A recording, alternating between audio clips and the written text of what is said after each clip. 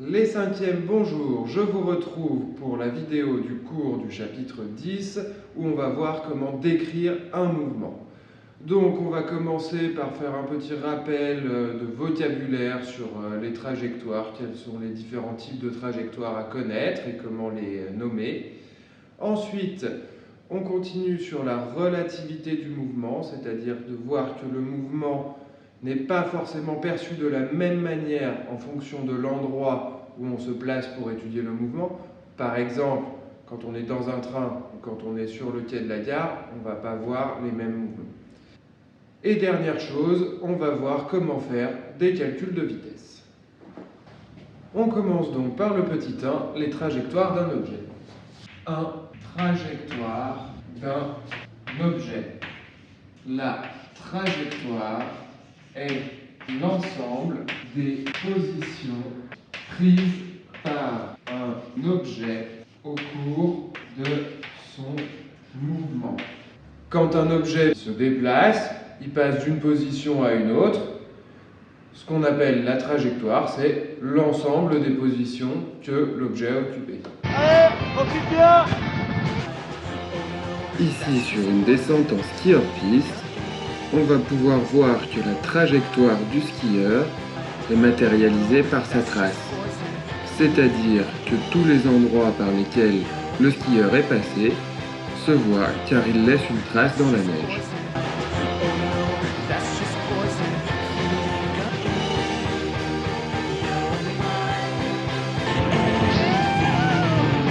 Ensuite, il y aura 3 types de trajectoires à connaître. La trajectoire rectiligne, circulaire et curviligne. Rectiligne, c'est simple, c'est quand ça va tout droit. Circulaire, c'est quand ça fait un cercle ou un arc de cercle. Et curviligne, c'est quand c'est toutes les autres trajectoires qui sont ni circulaires ni rectilignes. On dit qu'une trajectoire est rectiligne si l'objet va tout droit, circulaire si l'objet décrit un cercle ou un arc de cercle, curviligne si le mouvement n'est ni circulaire ni rectiligne. Vous avez donc les définitions des 4 mots qui sont à connaître. Ces 4 mots, c'est trajectoire et les adjectifs qui permettent de qualifier la trajectoire, c'est-à-dire rectiligne, circulaire et curviligne.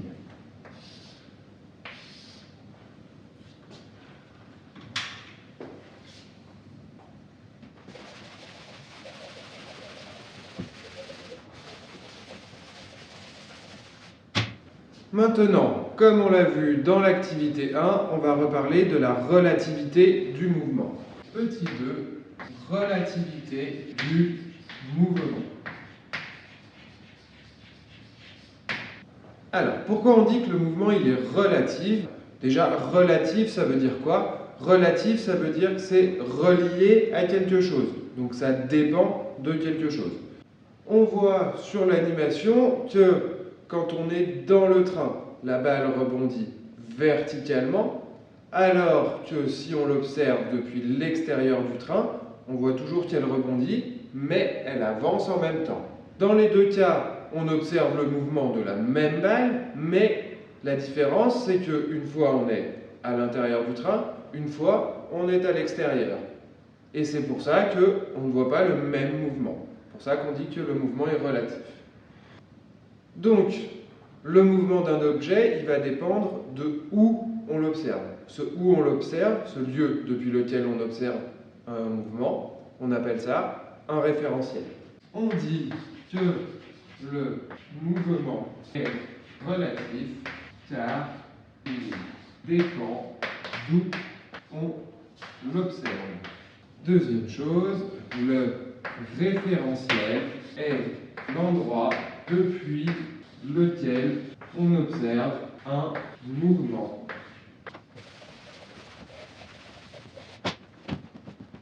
Et maintenant, la dernière chose qu'on va utiliser pour décrire un mouvement, c'est sa vitesse. La vitesse de l'objet qui est en mouvement. Qu'est-ce que c'est que la vitesse? La vitesse, c'est la distance qu'on parcourt en un certain temps. D'accord? Est-ce qu'on parcourt beaucoup de distance en beaucoup ou pas beaucoup de temps? Petit 3, la vitesse. La vitesse est la distance parcourue en un temps donné. Alors, pour calculer une vitesse, on va utiliser une formule. Pour bien comprendre cette formule, on va utiliser des exemples. On va dire qu'on fait un trajet d'1 km en 1 heure. Si on fait un trajet d'1 km en 1 heure, ça veut dire qu'on est allé à 1 km par heure. Maintenant, si on fait un trajet de 2 km, donc 2 fois plus de distance, mais toujours en 1 heure, on est allé à 2 km par heure. On est donc allé 2 fois plus vite. Qu'est-ce que ça veut dire pour la formule, pour savoir comment on va calculer cette vitesse? Ça veut dire qu'en fait, on multiplie par la distance. Donc, on va écrire petit d, il va être en haut, il va être multiplié. On va prendre maintenant un trajet de 10 km, on fait encore en 1 heure. Si je fais 10 km en 1 heure, je suis encore allé à 10 km par heure. Par contre, si maintenant je fais 10 km en 2 heures, en 2 fois plus de temps, c'est que je suis allé 2 fois moins vite, donc je suis allé à 5 km/h. Dans ce cas-là, ça veut dire que le 2, on a fait 10 divisé par 2. On divise par le temps. Du coup, on va l'écrire comme ça, avec une barre de fraction. Cette barre de fraction, elle veut dire diviser. Hein. C'est exactement pareil que d'écrire d divisé par t. C'est la même chose. D'accord? Nous, on va l'écrire sous cette forme-là. Donc celui-là, je l'efface. Mais c'est bien exactement la même chose. Maintenant, pour bien se souvenir, on va écrire à quoi correspondent les symboles que l'on a écrits là. V pour la vitesse, D pour la distance et T pour le temps. Alors, avec D, qui est la distance, et puis il sera aussi bien important de préciser les unités. On ne va pas les écrire tout de suite, je vais vous expliquer juste après. T, c'est le temps. Pareil, on écrira son unité juste après. Et V, c'est la vitesse.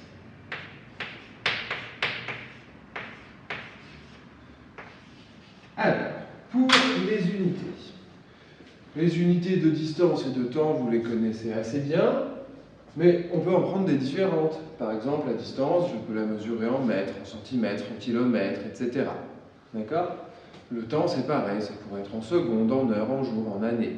Et ce qui se trouve, c'est que l'unité de la vitesse, elle va dépendre des unités qu'on utilise pour la distance et le temps.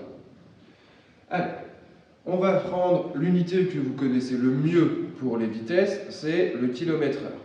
On obtient des vitesses en kilomètre-heure si on utilise une distance qui est en kilomètres et un temps qui est en heures. Quand on divise des kilomètres par des heures, l'unité de la vitesse qu'on obtient, c'est bien des kilomètres par heure. Donc nous allons écrire ça ici. Quand on prend la distance en kilomètres et le temps en heures, on obtient une vitesse en kilomètres par heure. Et j'attire votre attention sur le fait que la barre qui est là, c'est une barre qui représente elle aussi la division et qui veut donc dire par heure. Combien de kilomètres j'ai fait en 1 heure. D'accord? Maintenant, deuxième possibilité, je prends la distance en mètres, le temps en secondes, je divise des mètres par des secondes, j'obtiens donc une unité pour la vitesse qui est le mètre par seconde. Et donc deuxième possibilité que l'on va écrire ici,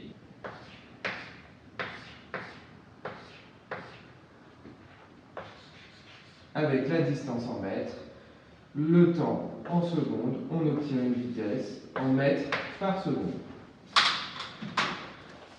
D'accord? Donc, il faudra vraiment faire attention aux unités que l'on utilise dans la distance et dans le temps pour calculer la vitesse. D'accord? Si on n'utilise pas les bonnes unités, on va se mélanger, on ne saura pas dans quelle unité est la vitesse. Donc, il va falloir être très rigoureux là-dessus. Et maintenant, une intervention de M. Garcia Pérez. Comme d'habitude, il faudra recopier ce qui est écrit au tableau. On va se préoccuper de comment la vitesse évolue au cours du temps, puisqu'en effet, elle change.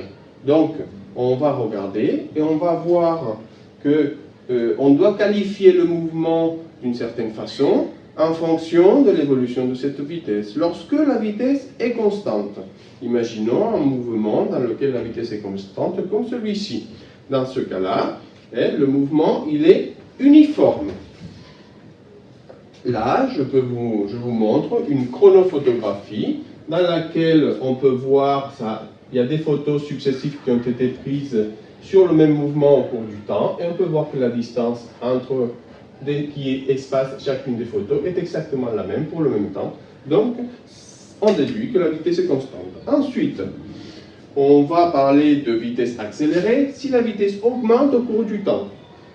Toujours en utilisant une technique de chronophotographie, on peut voir que les photos prises au même intervalle de temps sont éloignées de plus en plus, ce qui montre une augmentation de la vitesse. Ensuite, nous avons un mouvement ralenti lorsque la vitesse diminue au cours du temps, et ceci, en illustrant avec la même technique de chronophotographie, on voit une distance parcourue plus grande au début, et petit à petit, cette distance, dans les mêmes intervalles de temps, ça se réduit. On va illustrer ceci par tout simplement ce mouvement, cette rampe que j'ai préparée. Là, on va suivre le mouvement, je lâche la balle, on a un mouvement accéléré au début, mouvement uniforme, mouvement ralenti. Dans l'exemple qui suit, il ne sera pas nécessaire de recopier ce qui est écrit.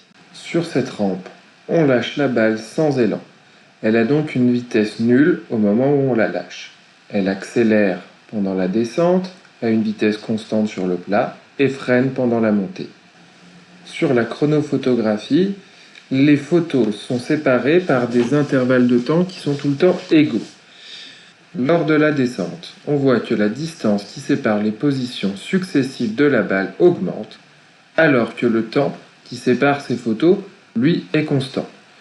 Si la balle parcourt de plus en plus de distance dans le même temps, alors sa vitesse augmente. On dit que le mouvement est accéléré. En revanche, sur le plat, on voit que la distance qui sépare les photographies successives est constante. Cela veut dire que la vitesse est elle aussi constante. On dit que le mouvement est uniforme. Et dans la montée, on voit que la distance qui sépare les photographies successives diminue. Ce qui veut dire que la balle parcourt de moins en moins de distance dans le même temps, donc que sa vitesse diminue. On dit que le mouvement est ralenti. Pour calculer la vitesse, on fera la distance divisée par le temps. Mais on pourrait aussi vouloir, par exemple, calculer la distance en connaissant la vitesse et le temps. Par exemple, on a roulé pendant 3 heures sur l'autoroute, donc à une vitesse de 130 km/h.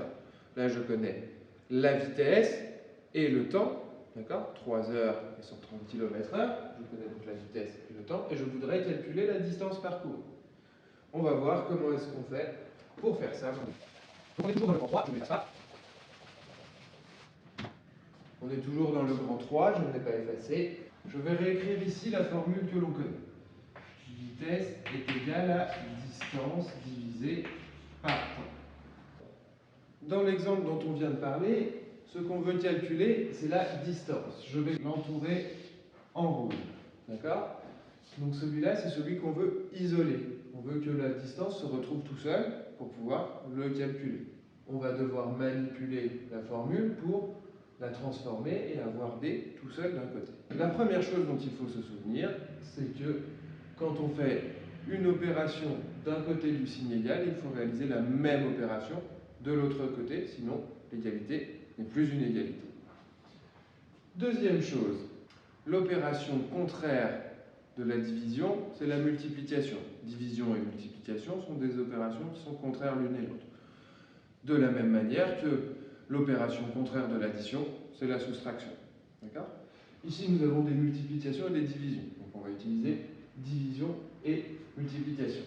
Alors, il faut que le D se retrouve tout seul. Il faut donc enlever le T. D'accord ? Pour enlever le T, vu que là, il est divisé, je vais multiplier par T de ce côté-là. Si je multiplie par T de ce côté-là, il faut que je le fasse aussi de l'autre côté. Et on voit que ici, on multiplie par T et on divise aussi par T. Vu que ces opérations sont contraires, les T s'annulent et on n'a plus que la distance. Et il ne nous reste plus qu'à dire distance est égale à temps fois vitesse ou vitesse fois temps. Donc, la formule à utiliser pour calculer la distance, si on connaît la vitesse et le temps, est distance est égale à vitesse fois temps. Maintenant, le même principe, mais si on veut calculer le temps, eh bien nous allons repartir de cette formule-là. D est égal à V fois T. Maintenant, ce qu'on cherche à calculer, c'est le temps. Donc il faut, de la même manière, l'isoler, que le temps se retrouve tout seul d'un côté du signe égal. Pour ça, il y a la vitesse ici qui nous embête. Là, la vitesse est multipliée. L'opération contraire étant la division, je vais diviser par la vitesse. Je fais la même chose de l'autre côté. Ici, on multiplie et on divise par la vitesse. Elle s'annule donc. Et on a bien t qui est tout seul d'un côté du signe égal et qui est égal à distance divisée par vitesse. Donc la formule à utiliser pour calculer le temps, si on connaît la vitesse et la distance, est temps est égal à distance sur vitesse. Alors, deux possibilités pour vous. Soit vous connaissez ces formules par cœur, soit vous connaissez la formule de la vitesse, vous savez transformer la formule pour retrouver l'autre formule. C'est à vous de choisir. Cette méthode est quand même un petit peu compliquée en cinquième, il faut l'avoir bien comprise pour bien la maîtriser, mais dans les deux cas, on arrive au même résultat, c'est-à-dire la formule qui est là, soit en la prenant par cœur, soit en sachant la retrouver.